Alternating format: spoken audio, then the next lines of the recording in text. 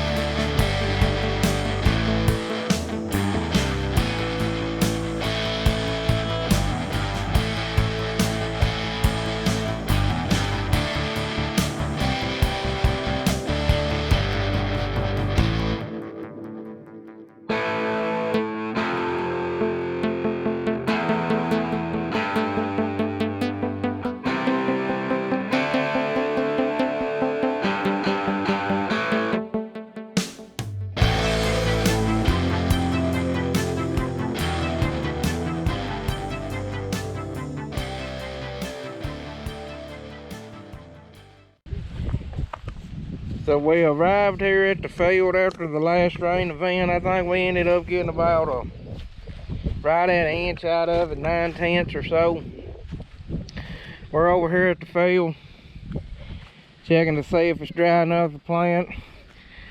Pretty wet on that side of the road, but this hill up here looks like it's dried up quite nicely. That is one thing I like about working up ground, is it seems like it dries up a lot faster when you need to get back in the field. This is one of my favorite conditions to plant in, and this is called a stale seed bed. You know, we've worked this up here and it's got a rain on it and it's kind of crusted or sealed over there. I absolutely love the plant in that condition. That's about my favorite way to plant it, is work up ground, get a good rain on it to settle it down, and then plant it.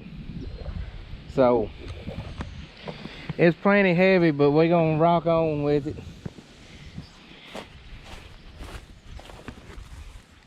So now y'all are gonna get to see what my pump is for. Y'all can't tell. Well, here it is. It's full to here. You see this line here?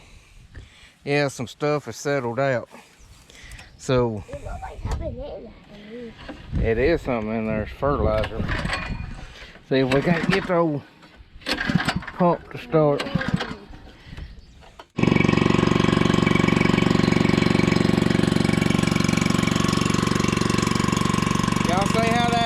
Y'all see how that line is disappearing and how it's all becoming the same color?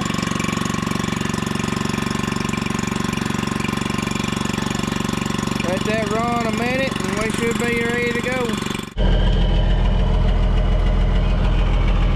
Gotta get all my hardware here booted up.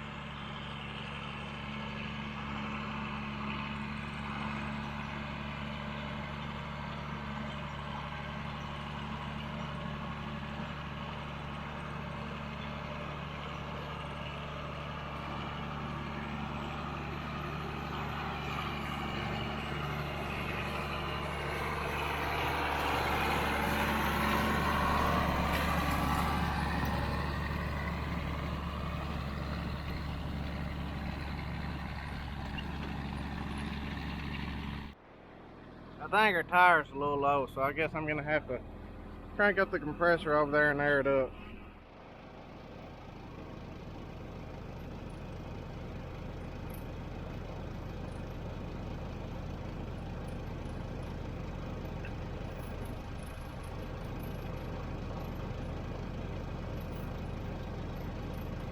Yeah, she low.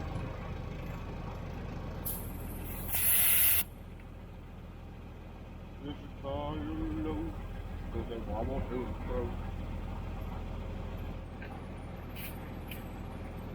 We're golden now, pony boy.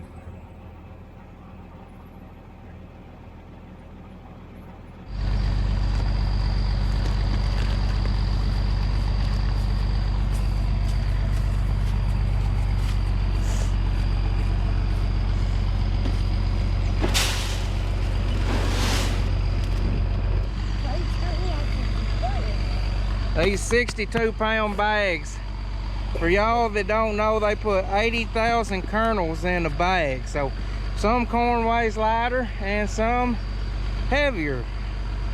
So, you know, this corn's a heavy corn, 62 pounds in the bag.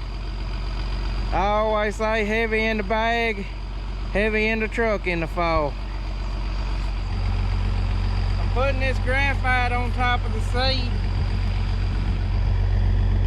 What it does, it keeps my seed meters lubricated and keeps seed moving freely. This is what Walt got into that day in the video where he was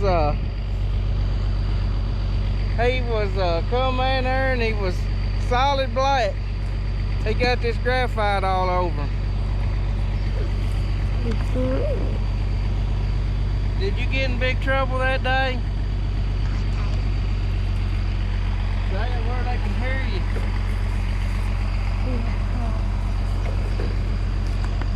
No, nothing.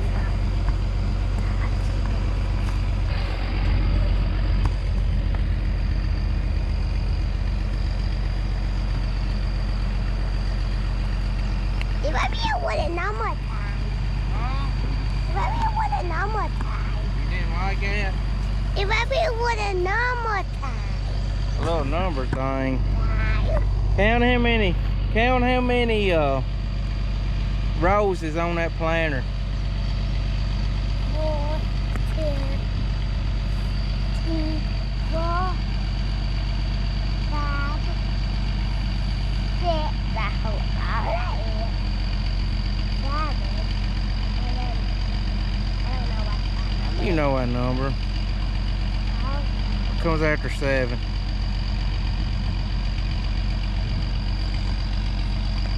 Ten. No. 8. But how to count to 10? You know how to count to 10. Because that is 10. Get my zinc in.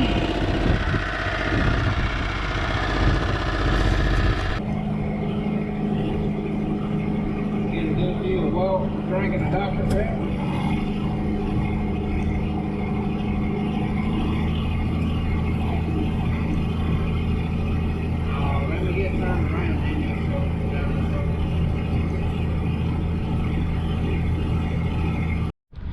Well, the lunch wagon is dropping me off at the tractor and do-all. Gotta change gears for a minute. Robert said that ground he worked up this morning was plenty heavy. So, I'm gonna go over and run it again. Let it get some more air and sunshine.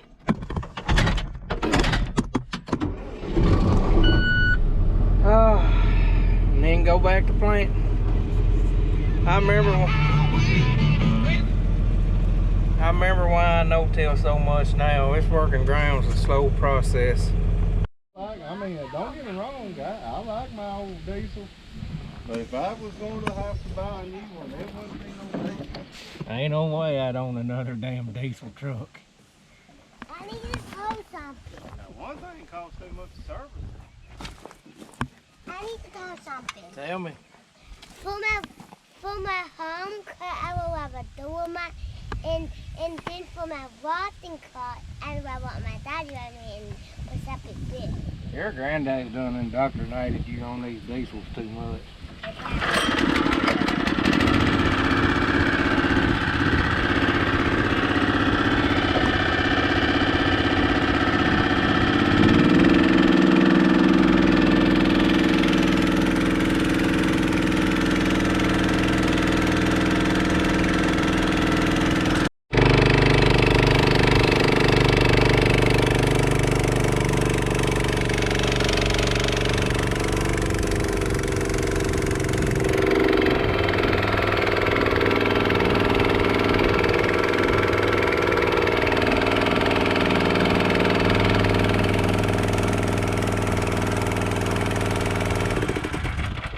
I'm here with my row cropping sons.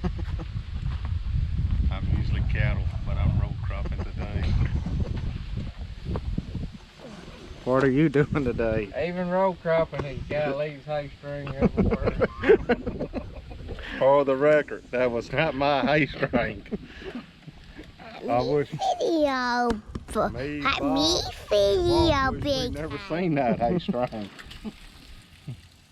Did you document taking the hay string off? No, that might have been a good thing. Didn't think about it till I done. I started on it, and it was like a big old wad of it just hanging there with dirt all in it, and I'm like, here, I'll cut that off, and I'll pull this out of the way.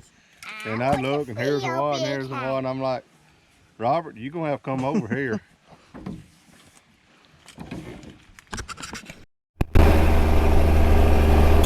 Well, welcome back. I got the auto steering. Sitting up here, knocking out some acres, putting in some corn. On a little 12-acre farm here we just recently picked up. About 8 acres in the back, 4 acres out here out front.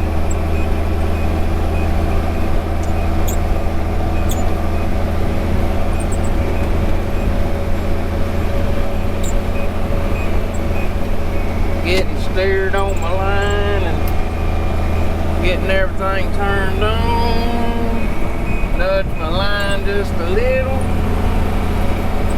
And we're ready to slap her over here in C2.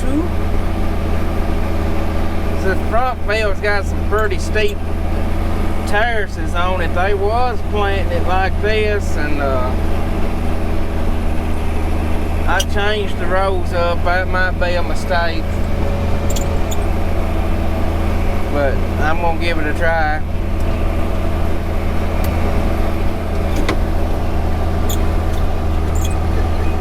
Definitely makes it plant out much faster. They always little old patches with these freaking trees around them, screws your daggum GPS signal up something terrible.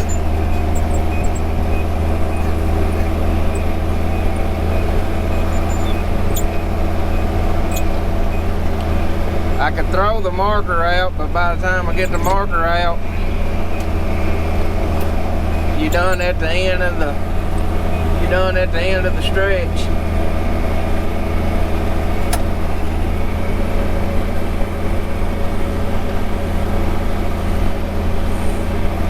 Backed off on my population on these old tough hills. We planting about 28,000.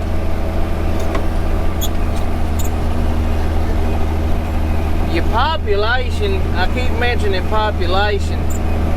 For those of y'all that don't know what that is the amount of seeds per acre you are putting out on the ground. So you got more plants out there, that's more plants competing for nutrients and things they need to grow. Now, thin ground like this is kind of good to run a lower population, like 28,000. Now, there are a few exceptions. Some hybrids require population to make yield. There's what's called a fixed ear corn. So you got to have a lot of those ears to make your yield. And then others are what's called flex ear hybrids. And that means that if you dial the population back, that variety, and a variety I means like different types of corn. There's different corn hybrids you can choose from. But a flex ear corn, if it thinks it has the potential, it'll put a bigger ear on. And both types of corns have their place. A lot of the corns Robert and I have started planting are fixed ear or semi-flex. We plant very few flex ear hybrids anymore.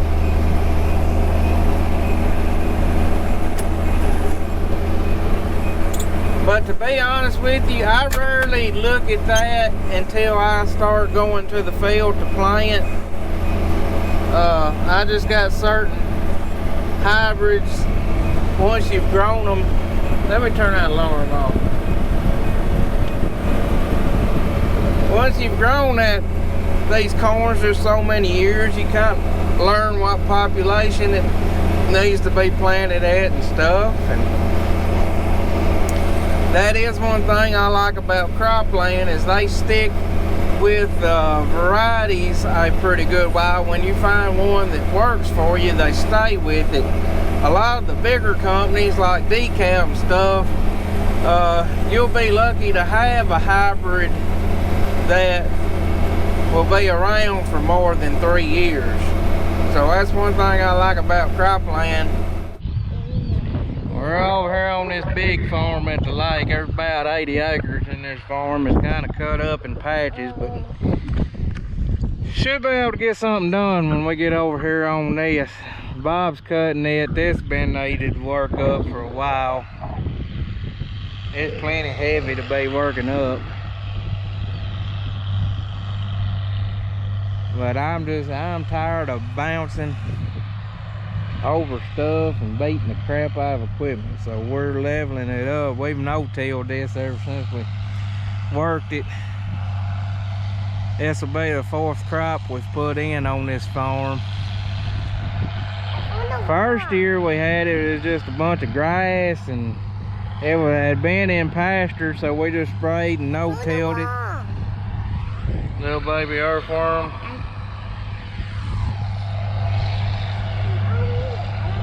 We killing all our earthworms, Walt.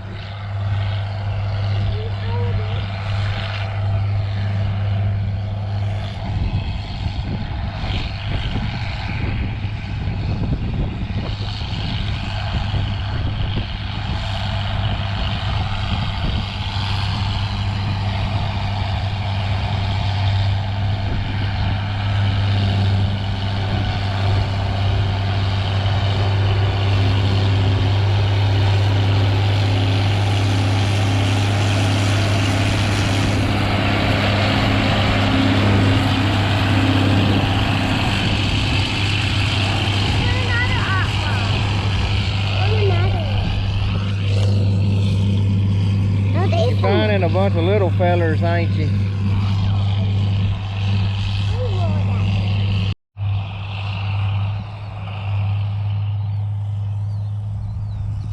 Well, said he wants to trade this dog and Bruiser in for this dog.